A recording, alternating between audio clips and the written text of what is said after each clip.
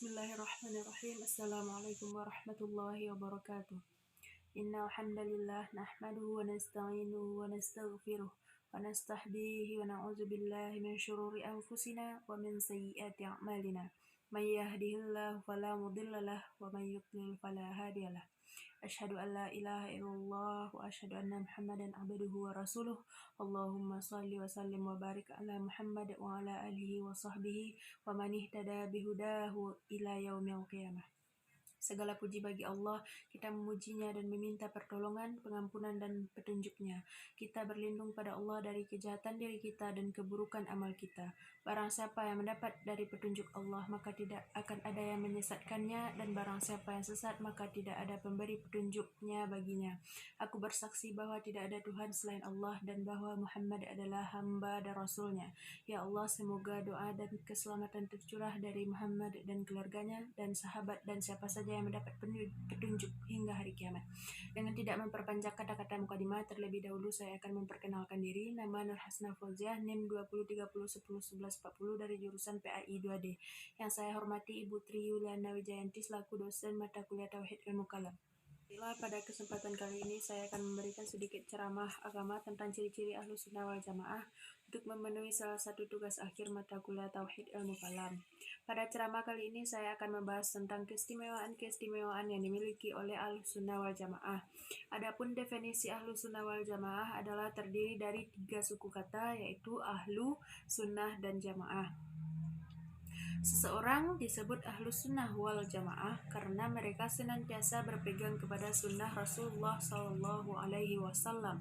Sunnah secara bahasa berarti tata cara. Adapun sunnah secara istilah adalah semua yang Rasulullah SAW ajarkan, di mana sunnah ini merupakan dasar Islam. Sunnah berfungsi menjelaskan Al-Quran.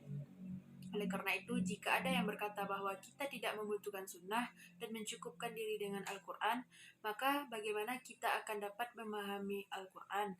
Apakah ada dalam Al-Quran yang menjelaskan jumlah rakaat dan dalam sholat dan lain sebagainya? Maka orang yang menolak sunnah berarti dia sudah menolak Al-Quran, bahkan dia sudah menolak Islam secara keseluruhan. Bagi ahlu sunnah wal jamaah, Al-Quran dan sunnah adalah segala-galanya. Al-Quran dan sunnah di atas ucapan manusia. Hal ini dikarenakan bahwa firman Allah dan sabda Rasulullah SAW adalah wahyu. Sedangkan wahyu adalah lebih tinggi daripada pendapat manusia. Allah Subhanahu wa Ta'ala berfirman, Ya ayyuhalladzina amanu la tuqaddimu baina yadayillahi wa rasulih. Yang artinya, hai orang-orang yang beriman, janganlah kamu mendahului Allah dan Rasulnya. Dalam ayat ini kita dilarang untuk mendahului Allah dan Rasulnya. Kata Ibnu Abbas, maksudnya adalah bahwa jangan sampai kita mengucapkan kata-kata yang tidak sesuai dengan firman Allah dan sabda Rasulullah SAW. Lalu Allah Subhanahu wa Ta'ala berfirman yang artinya, Hai orang-orang yang beriman, janganlah kamu meninggikan suaramu melebihi suara Nabi, dan janganlah kamu berkata kepadanya dengan suara yang keras, sebagaimana kerasnya suara sebagian kamu terhadap sebagian yang lain, supaya tidak hapus pahala amalanmu, sedangkan kamu tidak menyadarinya. Quran Surat Al-Hujurat ayat 2. Lihatlah, jika mengangkat suara melebihi suara Rasul, maka bisa membatalkan amal. Bagaimana kalau kita mengangkat pendapat kita atau pendapat seseorang diangkat pendapat Rasulullah? Maka dari itulah kita Ahlus Sunnah wal Jamaah dan siapapun Ahlus Sunnah wal Jamaah tidak boleh mendahulukan ucapan siapapun di atas ucapan Allah dan Rasulnya. Imam Asy-Syafi'i rahimahullah mempunyai nasihat-nasihat agar berpegang kepada sunnah. Sampai beliau rahimahullah mengatakan, apabila kalian mendapatkan dalam buku saya ini pendapat yang bertabrakan dengan sabda Rasulullah SAW, maka yang kalian harus ambil adalah sabda Rasulullah SAW. Buang jauh-jauh pendapatku. Imam Syafi'i rahimahullah memberikan bimbingan kepada kita bahwa jika ucapan Imam Syafi'i bertabrakan dengan sabda Rasulullah SAW, maka yang harus kita dahulukan adalah sabda Rasulullah SAW. Jika Imam Syafi'i saja mengatakan demikian, apalagi ucapan yang di bawah beliau rahimahullah. Dalam hal ini, bukan berarti kita tidak butuh ulama. Kita membutuhkan ulama karena ulama yang paling tahu tentang Al-Quran dan Sunnah. Tapi ulama bukan dijadikan alat untuk menolak Al-Quran dan hadis. Ulama adalah wasilah yang memahami Al-Quran dan hadis. Ulama bukan tujuan, sementara banyak di antara kita menjadikan ulama sebagai tujuan, seakan-akan ucapan ulama tidak mungkin salah. Imam Syafi'i dikenal sebagai pembela hadis, dan memang demikianlah hakikat Ahlus Sunnah wal Jamaah.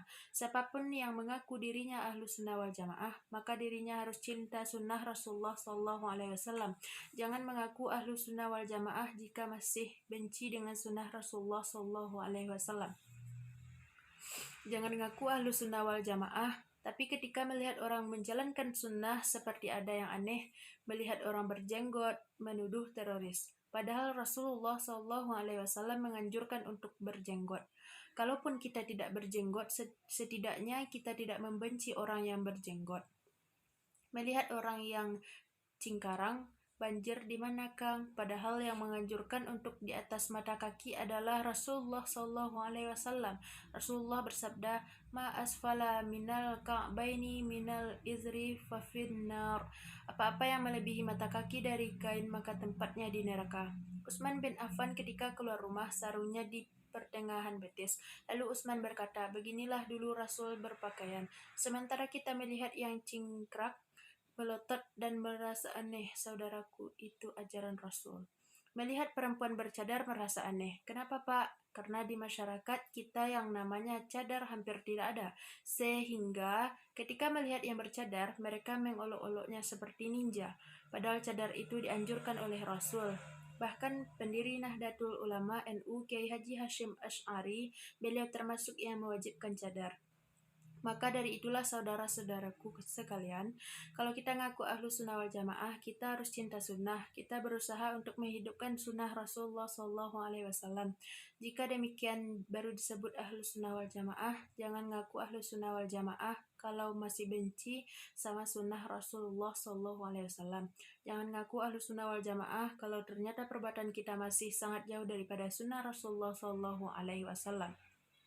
Al-jamaah dalam bahasa Arab. Dari kata jamaah, yajma'u artinya mengumpulkan. Secara bahasa jamaah itu artinya perkumpulan. Adapun secara istilah ditafsirkan oleh Rasul dalam hadis yang diriwayatkan oleh Imam Abu Daud dalam sunannya. Demikian pula Al-Hakim dalam Mustadraknya ketika Rasulullah mengajarkan umat Islam berpecah belah menjadi 73 golongan. Rasulullah mengabarkan yang selamat hanya satu, yaitu mereka adalah al-jamaah, yaitu mereka al-jamaah, kata Rasulullah.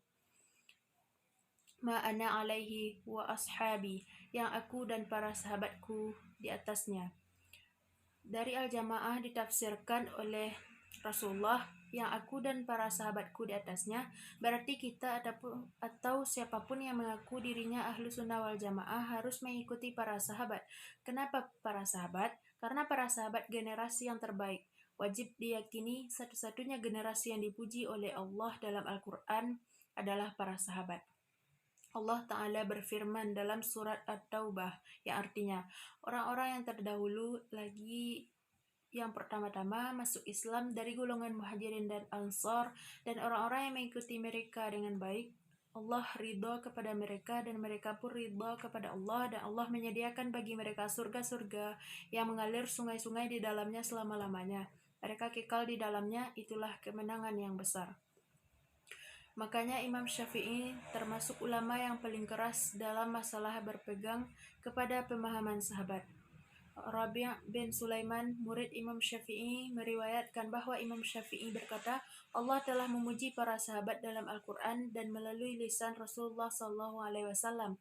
Dan mereka para sahabat di atas kita, Imam Syafi'i, dalam setiap ilmu akal, pemahaman agama, ijtihad, istimbat, dan istidrak.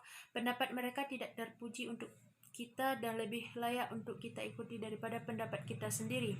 Bayangkan kalau Imam Syafi'i saja berkata demikian, bagaimana dengan kita? Bahkan dalam kitab beliau yang berjudul Ar-Risalah, demikian pula kitab Imam Syafi'i yang berjudul Jima'ul Ilmi. Beliau memberikan sebuah kaidah, apabila seorang sahabat berpendapat dan ternyata tidak ada sahabat lain yang menyeleksi sahabat ini, maka menurut kami itu hujah.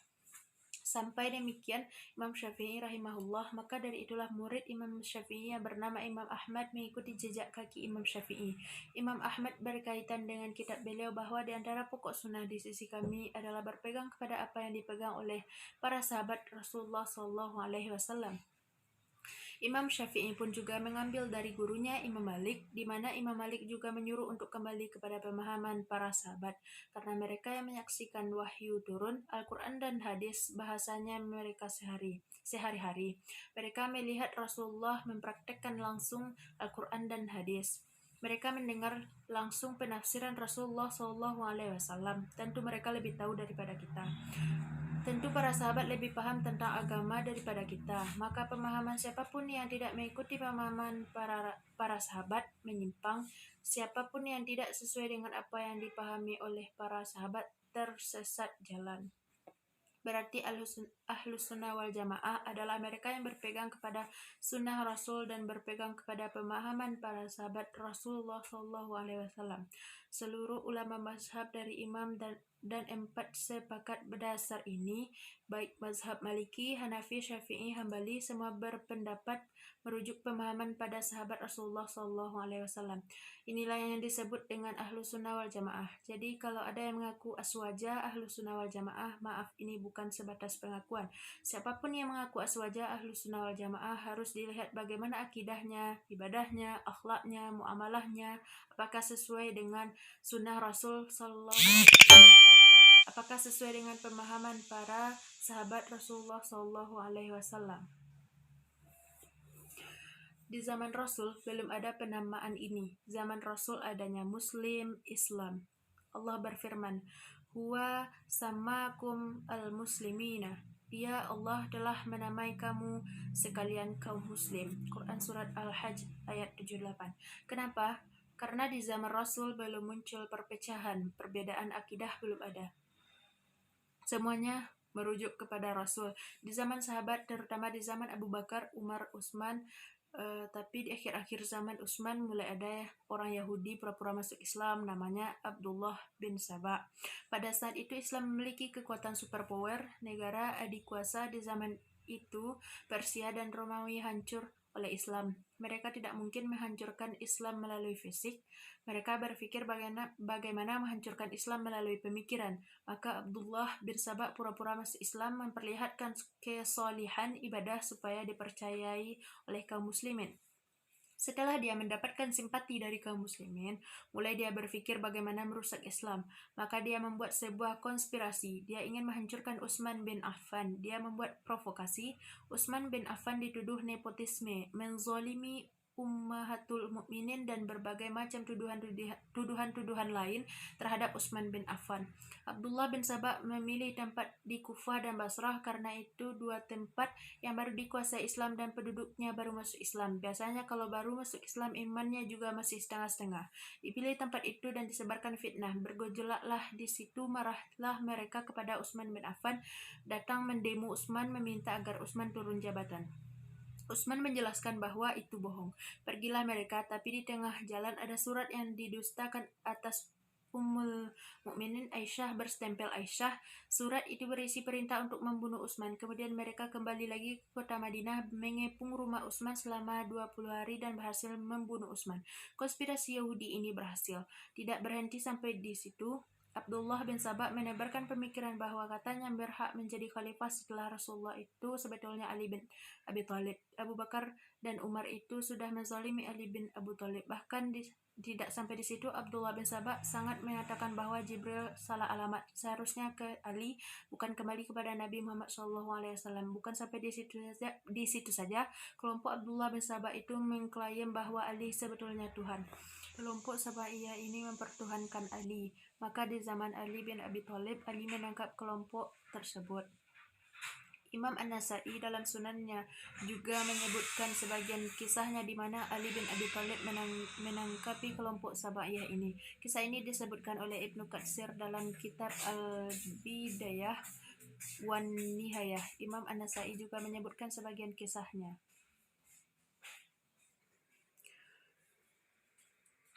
Setelah muncul kelompok yang mempertuhankan Ali, muncul lagi kemelut perang antara pasukan Muawiyah dan Ali. Bukan Muawiyah ingin memberontak, tapi Muawiyah hanya ingin mengirim pasukan untuk membalas dendam terhadap para pembunuh Utsman bin Affan. Ketika Ali mendengar Muawiyah mengirim pasukan, Ali jaga-jaga juga sehingga dikirim lagi pasukan. Tapi provokator kembali, akhirnya terjadilah perang. Dan subhanallah, perang antara Ali dan Muawiyah disebut oleh para ulama sebagai perang terindah di dunia. Ketika lagi perang, salat terhenti dulu, lalu mereka salat secara berjamaah. Subhanallah. Mulailah kelompok-kelompok yang ingin merusak Islam muncul, belum lagi pemikiran-pemikiran Syiah muncul, Khawarij muncul. Mereka mengkafirkan karena hanya Ali mengirimkan Abu Musa al-Asy'ari sebagai utusan dalam perdamaian, Muawiyah mengirim Amr bin As sebagai utusan. Sementara Allah mengatakan, barang siapa yang tidak memutuskan menurut apa yang diturunkan Allah, maka mereka itu adalah orang-orang yang kafir. Lalu mereka menyimpulkan bahwa berarti Ali dan Muawiyah telah kafir. Juga orang-orang yang tidak mau mengkafirkan orang kafir berarti dia juga kafir. Orang kafir halal darahnya. Mereka berkumpul di Harura. Tadinya mereka belum membuat onar, maka sama Ali bin Abi Thalib dibiarkan. Tapi ketika mereka sudah mulai membuat keonaran, mulailah Ali bermusyawarah dengan sahabat, lalu para sahabat yakin bahwa itu adalah Khawarij yang dimaksud Rasulullah SAW. Mungkin hanya sekian yang dapat saya sampaikan. Mohon maaf jika ada kesalahan. Kebenaran datangnya dari Allah, kesalahan datangnya dari diri saya sendiri. Tidak ada kata seindah doa, tidak ada perbuatan yang sebaik-baiknya memohon maaf dan bertaubat. Dari apa yang saya ucapkan semoga menjadi bermanfaat. Demikian kiranya yang bisa saya sampaikan, semoga bermanfaat. Akhirul kalam, saya ucapkan terima kasih dan wassalamualaikum warahmatullahi wabarakatuh.